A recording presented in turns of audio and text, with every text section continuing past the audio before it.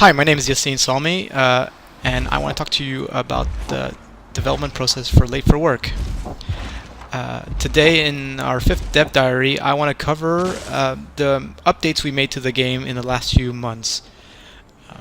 For update 7, we decided to focus on a winter/Christmas update. So we released it right before Christmas, and we made our usual improvements to the games and bug fixes, but we also wanted to do a little delightful surprise for our players. So we focused on implementing a winter/Christmas theme for the game.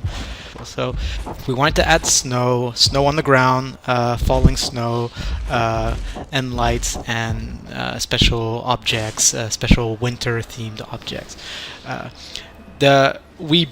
In the process, we built an event system that we could reuse to dynamically change our scenes to fit various themes. So Valentine's Day, or Halloween, or Easter.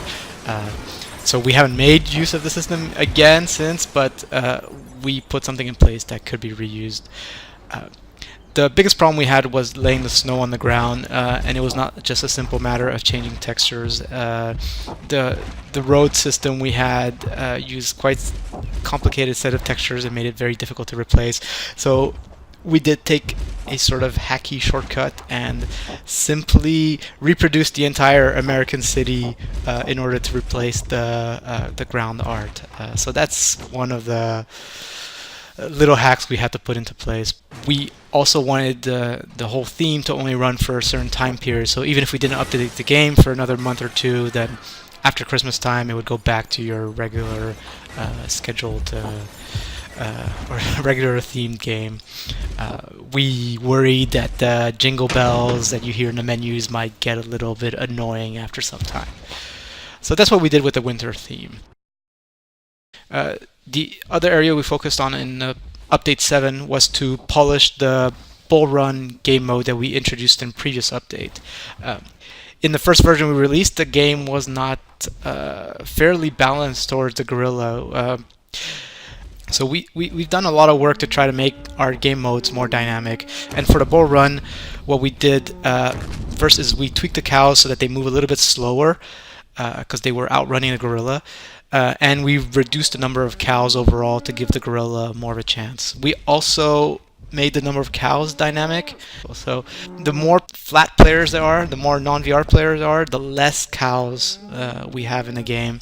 Because with 4 players hiding and spreading out, it's so difficult for the VR player to track all of them. So we reduce the number of cows as the number of players increase. So when there's only 1 player, that's when there's the most number of cows, because once you make a run for it, and the gorilla spots you, you don't have much of a chance. So you need to cause a little bit of subtle chaos and then make your exit.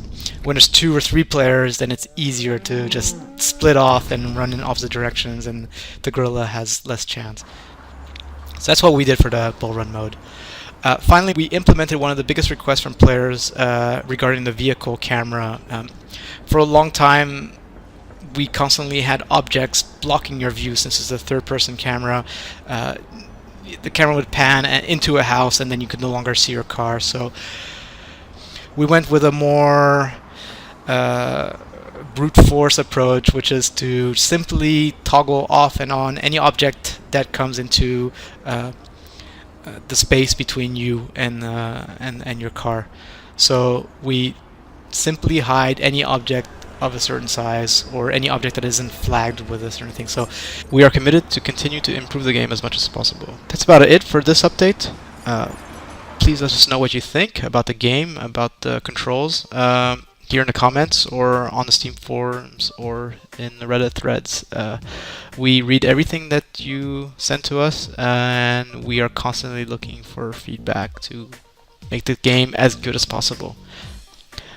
Thank you.